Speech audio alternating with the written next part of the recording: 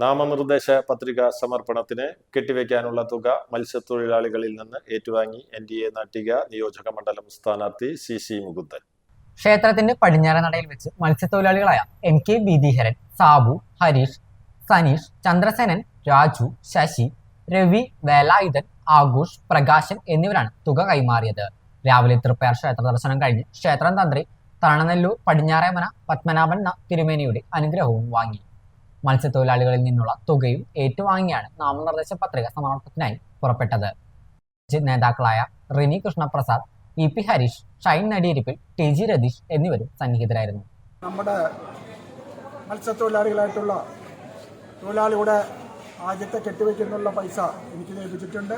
അതിനോടുപരിയായി പ്രത്യേകിച്ച് നമ്മുടെ നാടിനെ കാക്കുന്ന, നാടിനെ എല്ലാവരും വിശ്വസിക്കുന്ന ശ്രീരാമസ്വാമിയുടെ പാദത്തിൽ തൊട്ടുകൊണ്ട് ഈ നോമിനേഷൻ പത്രിക കൊടുക്കാൻ പോകുകയാണ്.